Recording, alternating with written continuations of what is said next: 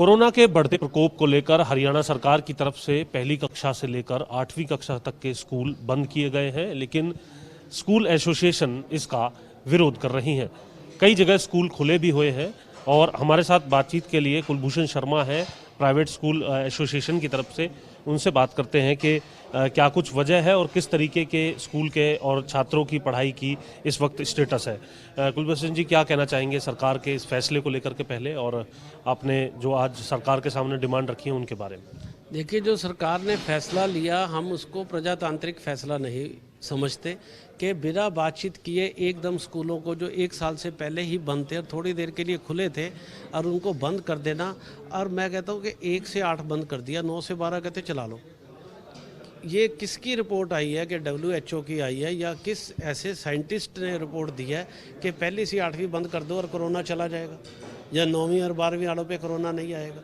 तो ये जो फैसला है ये देखना चाहिए कि न्यू एजुकेशन पॉलिसी जो है कोरोना के अंदर ही जो है इसी दौरान जो है लागू की गई, और उसमें ये कहा गया कि फाउंडेशनल जो नींव है एजुकेशन की उसको मजबूत किया जाएगा, क्योंकि नींव मजबूत नहीं है। असर की रिपोर्ट पीछे ही आई थी कि 5वीं का बच्चा पढ़ नहीं सकता, 8वीं का बच्चा लिख नहीं सकता, 2nd क्लास के मैथ के सवाल सॉल्व नहीं कर पा रहा।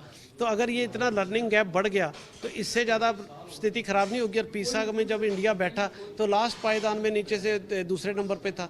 तो जब देखना चाहिए देश की शिक्षा व्यवस्था कहाँ जा रही है, और आपने इसमें बातचीत कर। सरकार ने शायद फैसला इसलिए किया हो कि छोटे बच्चों को कोरोना के नियम समझाना, पालन कराना इतना आसान नहीं होता। देखिए, स्कूल के अंदर बच्चे अनुशासन ही सीखते हैं। जब टीचर कोई बोलता है कि आप 2 गज की दूरी में बैठ जाए तो 2 गज में बैठेंगे। वो ठीक है, रैलियों में लोग प्रधानमंत्री जी की बात नहीं मान रहे, उन्होंने कहा था 2 गज की दूरी बहुत है जरूरी। लेकिन जब टीचर कहेगा ना कि 2 गज की दूरी बहुत है जरूरी, तो हम 2.5 गज की दूरी बना देंगे। बच्चे, टीचर का कहना बच्चे कभी नहीं मोड़ते। सैनिटाइजेशन का हम ख्याल रखेंगे, अभिभावक भी रखेंगे, और हम कम स्ट्रेंथ से भी बच्चे बुलवाने के लिए तैयार हैं। आदेश के बाद भी स्कूल तो खुले ही हैं, फिर इतना ज़्यादा आपको इसके लिए सरकार के समक्ष मांग रखना बात? हम देखो प्रतीकात्मक ये विरोध कर रहे हैं कि सरकार इस फैसले का पुनः मूल्यांकन करे। हम कोई बगावत नहीं करना चाहते, हम कोई सरकार के खिलाफ जंग नहीं छेड़ना चाहते। हम शिक्षक हैं, राष्ट्र निर्माता हैं। हम बैठकर बातचीत करके या तो सरकार को कन्विंस करेंगे या हम कन्विंस हो जाएंगे।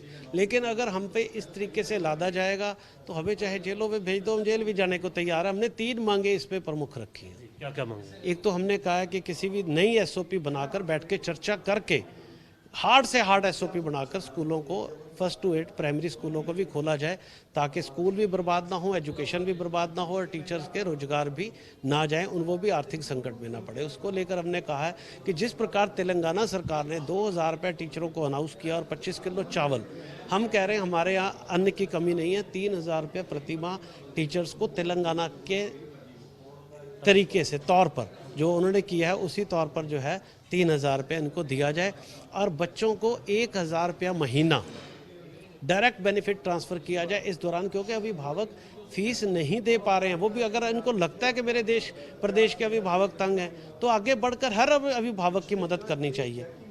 तो 1000 रुपये महीना अगर दें तो इससे भी सारी व्यवस्था सुधर सकती है। और तीसरा, हमने कहा कि पिछले लॉसेज और सबको रिकवर करने के लिए जो हमारी प्लेज मनी जो बैंकों में पड़ी है, सरकार के को कोई अतिरिक्त बोझ नहीं पड़ना, उसको तुरंत प्रभाव से रिलीज कर दे, ताकि स्कूल अपने कुछ खर्चे जो है, कुछ कर्जे उतार सके, कुछ टीचर्स को सैलरीज दे सके जिनकी वो सैलरीज पेंडिंग है। तो ये हमने 3-4 प्रमुख मांगे। और चौथी, हमने कहा कि टीचर्स को फ्रंट लाइन वॉरियर मानते हुए इनको वैक्सीनेट किया जाए, वैक्सीनेशन दी जाए। तो इसके लिए मेरी आदरणीय अनिल विज जी से निवेदन और अपील है कि आपने हमेशा जो है सबका ख्याल रखा है, तो आप टीचर्स को फ्रंट लाइन वॉरियर मानते हुए हरियाणा के टीचर्स को वैक्सीनेशन में प्राथमिकता अगर देंगे तो सुरक्षित स्कूल खोलने में आसानी होगी। कुलभूषण जी, कल खबरें अभी तक की बातचीत हो रही थी शिक्षा मंत्री से, उनसे हमने पूछा बसों को लेकर के कुछ इश्यूज पहले भी थे, क्योंकि बस खड़ी हुई थी, टैक्स उसका देना पड़ रहा था। आपने कहा कि 1 साल बस खड़ी रही है तो बसों की एज भी 10 से 11 साल तक बढ़ा दी जाए, 1 साल क्योंकि वो खड़ी रही हैं, चली नहीं है। बिजली के बिलों को लेकर के बात सामने आई कि फिक्स चार्ज जो हैं वो हटा दिए जाए पहले कोरोना के टाइम पर। अभी भी उनका ये कहना है कि अगर कोई एसोसिएशन आएगी, कोई डिमांड जिस तरीके से आपने बताया भी, इन तमाम डिमांडों को अगर वो सामने रखेगी तो उस पर सरकार पूरे तरीके से खुले मन से विचार करने के लिए तैयार है। देखो, आदरणीय शिक्षा मंत्री जी बहुत अच्छे इंसान हैं और कहाँ पर, क्योंकि ये बिजली विभाग का भी, मैं बिजली विभाग के एडिशनल चीफ सेक्रेटरी पीके दास जी से भी मिला था, तो उन्होंने भी ये कहा कि ये जो बिजली का डिपार्टमेंट प्राइवेट बना दिया गया है, तो ये उसमें वो इस बारे में निर्णय ले सकता है। तो शिक्षा मंत्री जी को और मुख्यमंत्री जी को हम कई बार ये डिस्कस भी कर चुके हैं और दे भी चुके हैं, बस का मामला भी और इसका बिजली का मामला भी और अन्य मामले भी। तो आपके माध्यम से भी हम कह रहे हैं, आपका भी माध्यम बड़ा सशक्त है, आप जाके मंत्री जी से कह भी सकते हैं कि कुलभूषण शर्मा जी ने आपको ये चर्चा कल की थी और उनका ये कहना था कि जब आएंगे तो विचार करेंगे, हमारे पास जो भी मांग होगी उस पर मैं दे चुका हूं, ऐसे सारे पत्र दे चुका हूं। और मंत्री जी ने ट्रांसपोर्ट मिनिस्टर से भी हमारे सामने बात की थी और हमारी फेवर में बात की थी, और बिजली मंत्री से उनकी बात नहीं हुई, लेकिन उन्होंने उसको रेफ़र किया हुआ है। ये मैं जानता हूं कि मेरे सामने उन्होंने रेफ़र किया हुआ है। तो वो, क्योंकि शिक्षा मंत्री हमारे सारे विभाग के मालिक हैं, हम ज़्यादातर उन्हीं के पास जाते हैं कि आपके थ्रू ये काम हो और वो सकारात्मक रहते हैं। आपके माध्यम से भी मैं कहता हूं कि हम दे चुके हैं, आप दोबारा उनका बाइट ले लीजिए कि शर्मा जी कह रहे हैं कि हम दे चुके हैं, तो उस पर वो फैसला करवा दें। तो ये बहुत, और बसों की लाइफ जो मैंने कहा जितनी देर खड़ी रही है उतनी एक्सटेंड करनी बहुत ज़रूरी है।